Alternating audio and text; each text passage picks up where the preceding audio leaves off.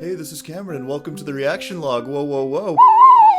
Finally, this video has been out for like 5 days. I've been sitting on this one for 5 days, and Jacob Collier generously has released an hour and 10-minute seminar video where we're gonna get to learn about God knows what. Maybe this will be a fashion course? I don't know, I feel like I got you, Jacob. I feel like I know your style pretty well. Hey, and maybe before we get too far into this, let me go ahead and introduce myself. I am a classical guitarist here on YouTube. And what does it mean to be a classical guitarist? Well, it means a lot of things. For me, it means that I make a lot of videos about Jacob Collier because, I don't know. Jacob Collier, positivity is ruining your music. I agree with that. That's something that maybe Jacob should look into. Fact-checking Jacob Collier's wild music theory claims is a hilarious title, by the way. I'm proud of that one. Jacob Collier improvises on an orchestra. I've done 2 of those. Dude, I just will not let up, will I? Do you think Jacob ever envisioned that? He's trying so hard just to make everybody happy with positivity and cool harmonies, and then there's just this one classical guitarist. So, this video that we're getting into, the emotional playground of musical harmony, the Hideaway Retreat Masterclass 2025. Whoa! And now, that might be a little confusing. A masterclass, as we know it, is when a student works on a piece and then they go onto a stage and play for a master in a very stuffy and serious manner, and it's supposed to be kind of scary. This doesn't seem like a scary kind of masterclass, and in fact, I don't think any students will be playing for Jacob. I think he's just going to be lecturing at us about whatever he wants for an hour and 9 minutes. So it's not that kind of masterclass, I don't think. Also, blue whale encounter. Imagine being able to build an app with your name on it, just by thinking about it. Imagine the horror of just your mere thoughts, intrusive or not, materializing themselves into reality. With this chip, everything you think will become true. Oh, good! Help, I can't stop thinking about my heart stopping beating. Alright.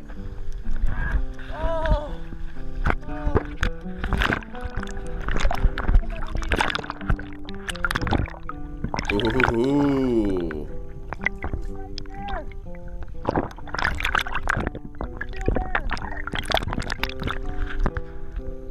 How to disappear using a Coke. Alright, I'm getting a little off track here. Oh my god, YouTube is just designed for me to not be able to focus on anything. There's a fly buzzing around my room.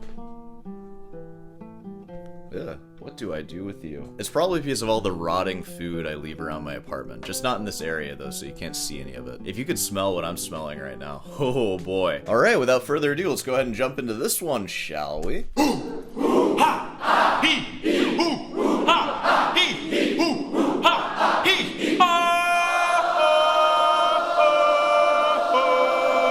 Hey, if you're going to the Hideaway Retreat, you should just expect this kind of treatment. Jacob's just gonna, like,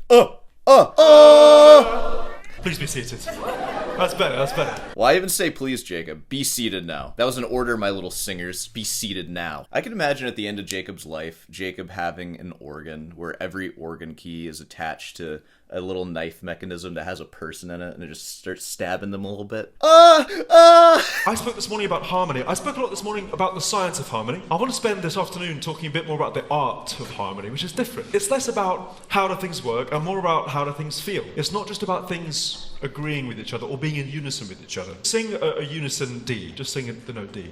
Okay, dude, I might have to actually jump to my YouTube Premium, because this is gonna be brutal. Alright, I'm using it. Also, just sing a D for me. No reference pitch, you guys got it, I believe in you. Right. D is for dinging my guitar trying to get it. Whoa! Dude, they were on it, too. Right. And now sing the note furthest away from the note that you just sang.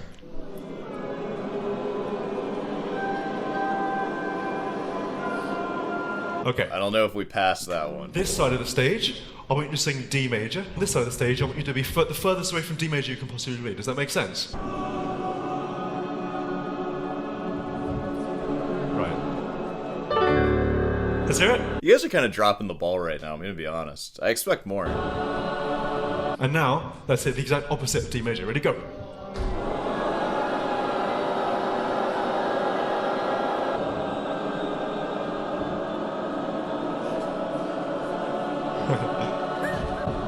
What do they think the opposite of D major is? Like, I'm thinking like a tritone away, so like G sharp major, maybe? God, this fly. Can you guys see the fly, like, hovering me? Like I'm some kind of cursed person. That is about right. I'm trying to make fun of Jacob Collier here, who is like, seems like generally a nice person, and I'm just being plagued. It's not... I got him to leave the room. These are bad omens, though. What are we doing again? Okay. That experience is life. Oh, God, the cat's trying to... everything is just bothering me today. Come on. I'm trying to work. Can you let me work? Huh? Can I work? I hang out with you all day, and then I just need to do this for like an hour. I hate this cat. What? Let me work now, please. Okay, what are we doing? Constantly experience this dissonance and this consonance. Now, the thing that harmony does... Does it make you have your name, like, huge behind you? If, as a harmonist, you only play pretty chords, or nice chords, or chords that sound very consonant, like the harmonic series, like pure, beautiful chords like that, that is a very specific type of feeling. And on the other side of that whole thing is the dark, weird, twisted, dissonant, unexpected, strange things. Interesting. I think what we heard was more of just hearing a major chord and then just heard them going into like noise with no like organization whatsoever. So I wonder what he means by like the weird, dark, like non-harmonic series chords. What's that all about? It sounds trite and maybe obvious, but I've learned so much from playing around with chords about how to lead my life better. You know, it's funny with Jacob Collier, because when you hear him talk, he sounds like someone who is just totally full of crap. If I didn't know any better and you asked me, does this guy know what he's talking about at all, or is he just weird and has this like weird relationship with music but doesn't actually know anything? I would totally think he just doesn't know anything. But in reality, I know that you guys don't agree with this, but he's earned the right to be as weird as he wants, because he knows more chords than you. And me, too. I guess it's just funny seeing that package of weird guy. He actually does know what he's talking about, though. Unlike some of us here on YouTube who don't know anything that we're talking about. Right. Yeah, come on, guys.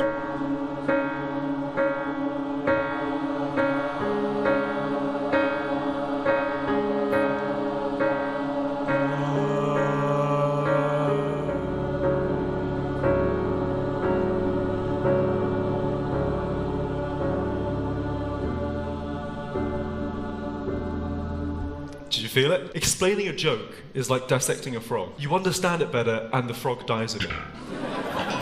If I try and explain, oh, the reason why this sounds good is this harmonic and blah, blah, blah, it's like, that may be true. And nobody cares at the end of the day, right? Yeah, that's interesting, isn't it? Especially coming from music school, because we spend a lot of time just talking about how to do things and like why we do things. And that oftentimes is separated from the how that makes us feel. Comparing a joke to harmony and like trying to understand it by dissecting it is a little bit off base for me, because I think part of what makes a joke funny is that you do understand it, and that understanding is unspoken between the joke teller and the joke receiver.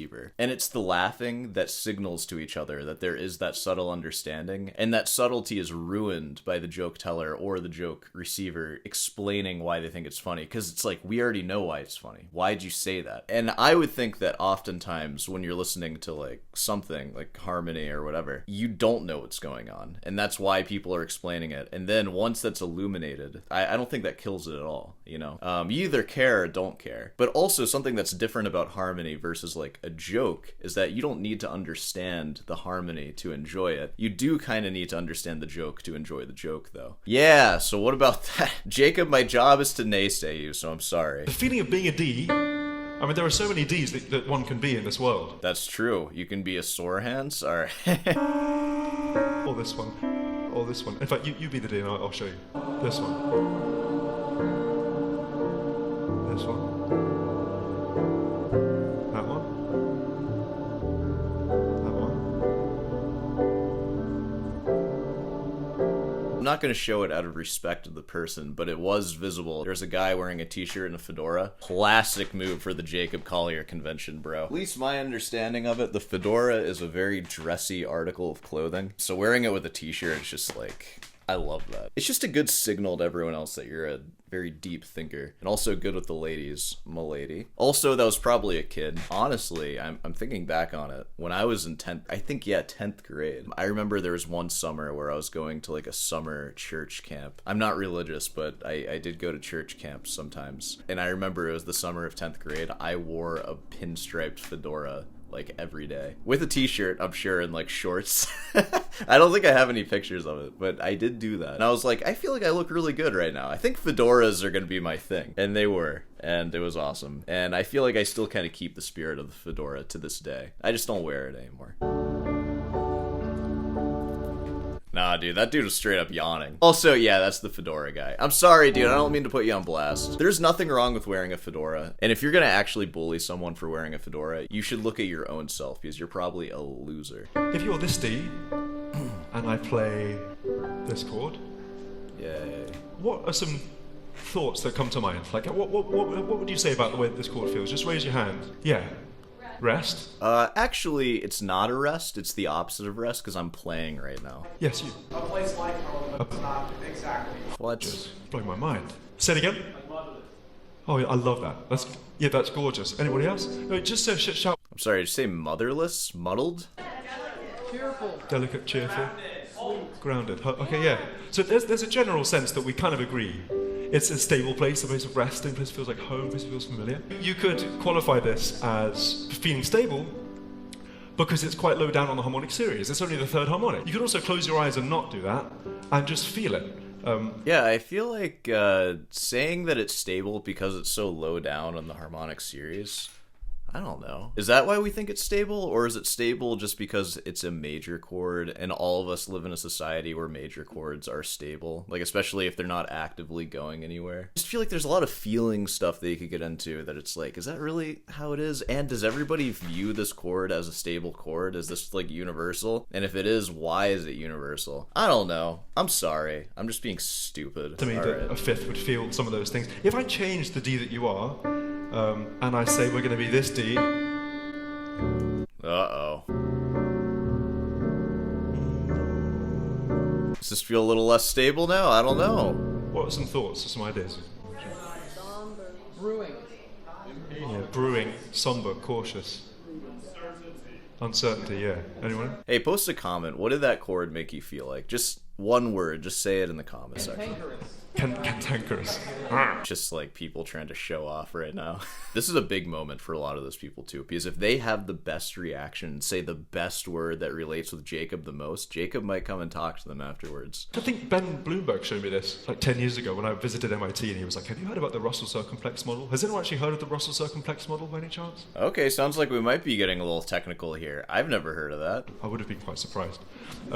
Do we have the video screen active by any chance? I'm gonna throw something up onto that screen. Oh, It's just like shirtless Jacob. Oh, didn't mean to show that. Whoa. here's another circular image. Oh, this doesn't look technical at all. It's just a feeling chart. Feelings? What? Feeling superior? Ooh. Let's just say that I live in this area right here. Around active/aroused and positive.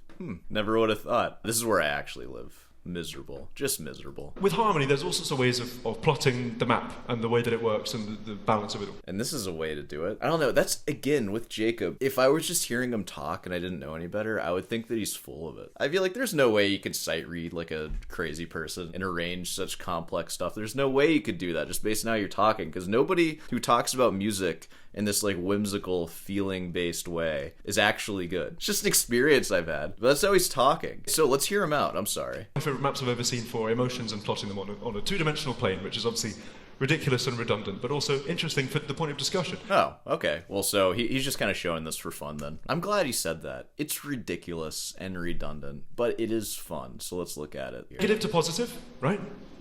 Active to passive. What we get is this kind of plane where we get to plot emotions on a graph. So, for example, taken aback is on the negative side of the line. It's not entirely negative, but it's definitely not like by nature positive. Feeling superior, for example, as something which is pretty high power, so kind of like active, and also quite positive, but not all the way there, because it's a feeling, not an action. And so what we get is these hybrid forms of emotion where we think about passive. Oh, I see. The miserable is closer to negative. Disappointed is past miserable. And uncomfortable. Am I reading this wrong? Probably. Plus positive is conductive, which I think is a beautiful way of putting it. Negative to active is obstructive, right? It's going to get in the way. Negative to passive is a lower power control state, and then active to positive is a high power control state. Here's the thing. As a human being in this world, it's quite rare that you only feel one emotion at one time. It's a bit like this thing where people are like, oh yeah, happy. It's like, yeah, But there's more than that. Like, it's about the context. Like, for example, anger has a bit of a bad rep. Think, angry, that's such a bad thing.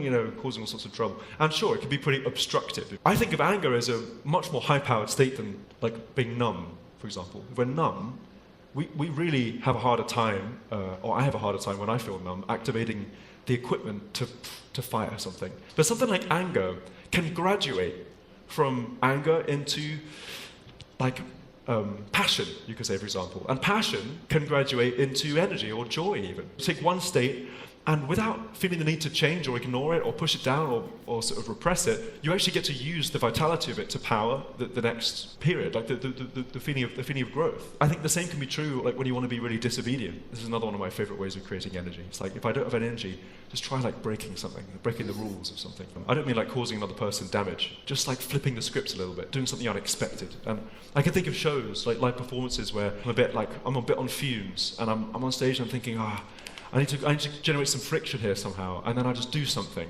like jump, you know, or play a thing I wasn't expecting, or an idea will come to mind, I'll just say it, you know what I mean? And obviously these... That's an interesting idea. Not really, like, music related, but definitely productivity related. I guess this could relate to harmony, but I've also experienced that same thing, like, because there's a thing that I do that's, like, repetitive, and it's making videos like this. And I always find that I get the most joy out of, like, filming or editing if I do something new. Once I kind of get into my rut and I'm, like, doing the same thing over and over, I just start getting a little bored, and I'm just less excited to do things. And it can be new in subtle ways, too. Like, I'm just doing, like, something a little bit different. Maybe I'm, like, inventing some backstory where, like, Sore Hands fired me or something. Just coming up with things like that just makes it more fun. I can definitely see how that would relate to music composition, doing something, like, out of the box. Whoa. Even for classical music, because I know you guys are saying this, like, well, you can't do that as a classical musician because everything you play is the same, right? Well, yes, it is, but the way you play it can be different. And even, like, where you choose to get more or less excited, that can change, too. And oftentimes, if you do that, you can see the music in a whole different light, which then might bring a little more energy to what it is that you're doing. The right amount of irreverence can be so liberating, and I definitely felt this when I was at school. It's like you go through and you have these sort of militant teachers, and actually your freedom is in your unpredictability. You know, I was totally that kid. I don't buy that, Jacob. I don't buy that one bit. Hey, and you know what? I tend to get pretty bored in school, and I'm also not like that. I don't know how it seems like I am, but I feel like in day-to-day life, I am extremely predictable. I'm not gonna do that. But here I'll do that, but not there. Not there or anywhere else. I think in a world of AI, our freedom is absolutely in our unpredictability. You have a whole host of large language models, all of which are trained to do the most predictable thing next. And one of the things that differentiates humans from AI, amongst many, is that we're not the most efficient of beings, and the things that are most meaningful to us are not necessarily the things that are the most predictable to us. So I think that for whatever reason, we're coded this way, and I've always been really coded this way. So as a harmonist, it was one of my greatest joys to take a song or a melody and find the most kind of unexpected things to do with it. It's because it defies your expectations. Just like how perhaps my YouTube channel, when it first came out, defied expectations. Like when someone's like talking crap on Jacob Collier, and now it's just so tired. This thing that used to surprise me just doesn't anymore, and this guy needs to like change what he's doing. I kind of want to hear what he's going to say, but we are going to wrap this one up very soon because I've been recording for a while. Hey, of course, if you made it this far, be sure to subscribe and leave a like. If you think I'm an idiot, be sure to post in the comments about how big of an idiot I am. Ruin's Delight. Oh, I think the sale is over. So, don't buy anything. Hope you got your taxes figured out. I did. That was a nightmare. Paying taxes as a YouTuber sucks. They get you. I would keep going on about my tax situation, but I kind of don't want to, because I don't know if I did everything correctly and as I should have, and I don't want to get got by anyone. Hey, that recital class, it's coming along, and it's becoming more complicated than I thought to set it up, but I think it's going to be really cool, and it's going to be after the semester is over, which will be in like a couple of weeks or so. So look out for that if you're a classical musician looking for a recital class-esque performance opportunity that'll be held on Zoom. I'll be doing that, so that'll be cool. Alright, well, I'll see you in the next one.